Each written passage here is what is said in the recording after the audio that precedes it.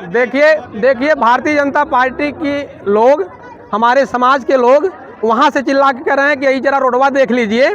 तो भारतीय जनता पार्टी के लोग, उनके विधायक, उनके नेता बहुत बड़े झूठे हैं। वो झूठ फरेब पर ही सरकार बनी है, सिर्फ और सिर्फ समाज को बहकाने का काम। राम मंदिर के कारण भारतीय जनता पार्टी की सरकार आई थी, उसी राम मंदिर में चंदा चोरी और दान चोरी के मामले में ये सरकार जाएगी। सबसे पहले मैं आप लोगों को बहुत बहुत धन्यवाद देता हूं और बधाई देता हूं। आज यहाँ पर हम लोग इसलिए आए हैं, हमारे नेता समाजवादी पार्टी के राष्ट्रीय अध्यक्ष माननीय श्री अखिलेश यादव जी का आह्वान है कि आने वाले 10 अगस्त को हमारे समाज की गौरव, विश्व की चौथी और भारत देश की पहली महिला क्रांतिकारी नेता श्रीमती फूलन देवी जी का जन्मदिन है।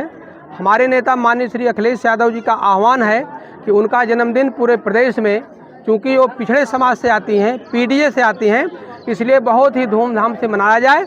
हम लोग आज उसी क्रम में राष्ट्रीय अध्यक्ष जी के आह्वान पर श्रीमती फूलन देवी जी का जन्मदिन मनाने के लिए यहाँ पर उपस्थित हुए हैं और बहुत ही हर्ष और उल्लास के साथ मना रहे हैं। स्वजाति पीडीए सम्मेलन का मतलब क्या है? आज स्वजाति पीडीए सम्मेलन आप किए हैं। देखिए, पीडीए सम्मेलन, हमारे नेता माननीय श्री अखिलेश यादव जी का आह्वान है कि पीडीए, पिछड़ा दलित अल्पसंख्यक समाज में यह संदेश फैलाया जाए, यह समाज में बात बताई जाए कि हमारे समाज की गौरव आदरणीय फूलन देवी जी के ऊपर किन लोगों ने अन्याय अत्याचार किया और प्रभुत्ववादी लोगों ने, सामंतवादी लोगों ने उनके ऊपर अन्याय अत्याचार किया था और जिसके ऊपर अन्याय अत्याचार हुआ उन्हीं को जेल में डाल दिया गया। और महरूम नेताजी माननीय श्री मुलायम सिंह यादव जी ने जब यह सुना और देखा कि एक पीडीए समाज की महिला श्रीमती फूलन देवी जी के ऊपर अन्याय अत्याचार हुआ, तो उनके ऊपर से सारे मुकदमे वापस करके जेल से बाहर निकाले थे। और यही नहीं, यही मिर्ज़ापुर भदोही से उन्होंने टिकट दे करके देश की सबसे बड़ी पंचायत लोकसभा का सांसद भी बनाने का काम किए थे।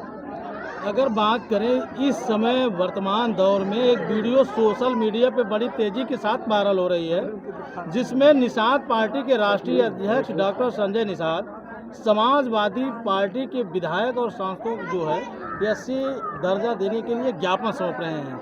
क्यों? देखिए, डॉक्टर संजय निषाद साहब जो ज्ञापन सौंप रहे हैं, ये सिर्फ और सिर्फ समाज को बहकाने और बरगलाने का काम कर रहे हैं। आप सोचिए कि डॉक्टर संजय निषाद जी भारतीय जनता पार्टी की सरकार में, उनके समर्थन में सरकार में हैं और कैबिनेट मंत्री भी हैं। भारतीय जनता पार्टी की सरकार उत्तर प्रदेश में भी है और देश में भी है। तो समाजवादी पार्टी के सांसद विधायकों को ज्ञापन सौंपने का क्या औचित्य है?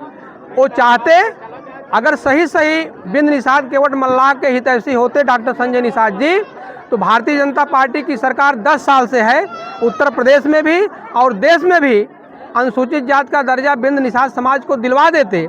लेकिन अब उनके बस की बात नहीं है। भारतीय जनता पार्टी के नेता, वहाँ के राष्ट्रीय अध्यक्ष जी, मुख्यमंत्री जी, प्रधानमंत्री जी और गृह मंत्री जी उनको डांट करके भगाने का काम किए कि बिंद निषाद समाज को अनुसूचित जाति का दर्जा दिलवाने का नाम मत लेना, सिर्फ बहकाते रहो।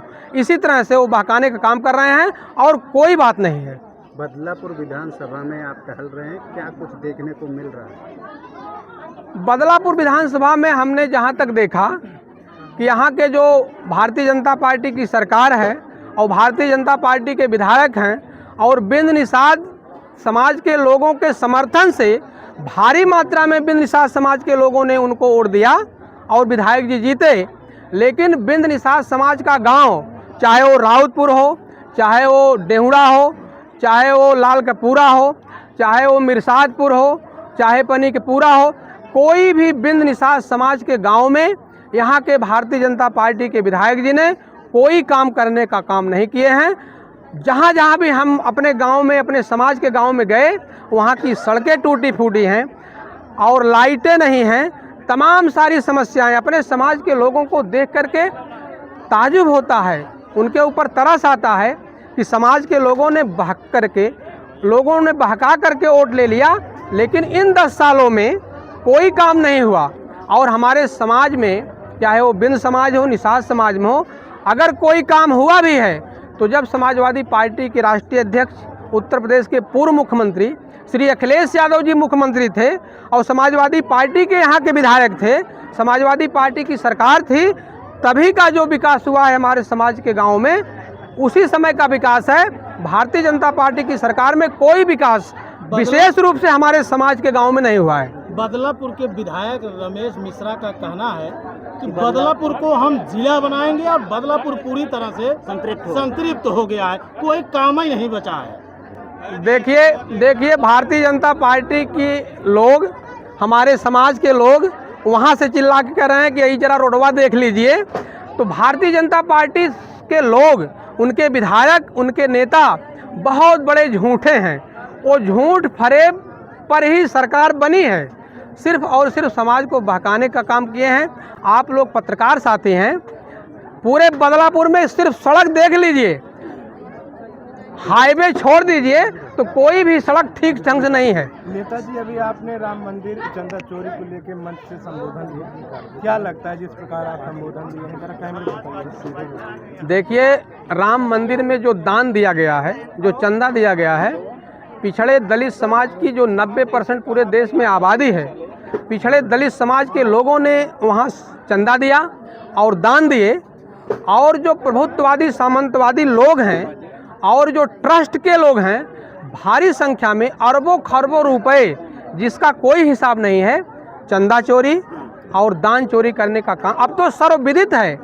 पेपर बोल रहा है, आप लोग बोल रहे हैं, हाई कोर्ट, सुप्रीम कोर्ट चिल्ला रहा है कि वहाँ पर दान चोरी हुआ, चंदा चोरी हुआ बड़े पैमाने पर, लेकिन फिर भी भारतीय जनता पार्टी के लोग बेशरम और झूठे लोग हैं। इनके ऊपर इसका कोई असर अभी नहीं पड़ रहा है। आने वाले 2027 के चुनाव में ये 90% आबादी, पिछड़े दलित समाज के लोग ये चंदा चोरी और दान चोरी का बदला जरूर लेंगे और आने वाले समय में अखिलेश यादव जी को मुख्यमंत्री बनाने का काम करेंगे। जिस राम मंदिर के कारण भारतीय जनता पार्टी की सरकार आई थी, उसी राम मंदिर में चंदा चोरी और दान चोरी के मामले में ये सरकार जाएगी। 27 में ये चंदा चोरी को लोग कितना प्रभाव पड़ेगा? चंदा चोरी और दान चोरी पूरे तरह से पूरे देश में इसका असर है। आने वाले समय में पूरी जनता भारतीय जनता पार्टी से नाराज है। आने वाले समय में श्री अखिलेश यादव जी उत्तर प्रदेश के मुख्यमंत्री बनने जा रहे हैं। एक लास्ट सवाल, 2027 की तैयारियां किस प्रकार से समाजवादी पार्टी कर रही है, चाहे उत्तर प्रदेश की बात करें या बदलापुर विधानसभा की बात करें? देखिए, पूरे उत्तर प्रदेश में समाजवादी पार्टी के राष्ट्रीय अध्यक्ष पीडीए का जो उन्होंने नारा दिया है कि पिछड़ा दलित अल्पसंख्यक समाज का जो पीड़ित हैं, दुखी हैं, अपमानित हैं, वो चाहे जिस समाज से हों, उनका ख्याल किया जाएगा।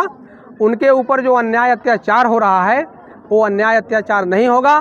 पीडीए के बल पर 2027 में सरकार बनेगी और उसी पीडीए के बल पर लोकसभा के चुनाव जब 2024 में हुए तो समाजवादी पार्टी के 37 सांसद जो जीते, वो समाजवादी पार्टी के राष्ट्रीय अध्यक्ष माननीय श्री अखिलेश यादव जी का जो पीडीए का नारा था, संविधान बचाओ का जो नारा था, उसी के कारण 37 सांसद जीते और आने वाले 2027 के चुनाव में यही पीडीए के लोग समाजवादी पार्टी की सरकार बनाएंगे और अखिलेश यादव जी उत्तर प्रदेश के मुख्यमंत्री बनने जा रहे हैं। धन्यवाद, बहुत बहुत धन्यवाद। Thank you sir. सबको, आप सभी लोगों का बहुत बहुत धन्यवाद, आभार।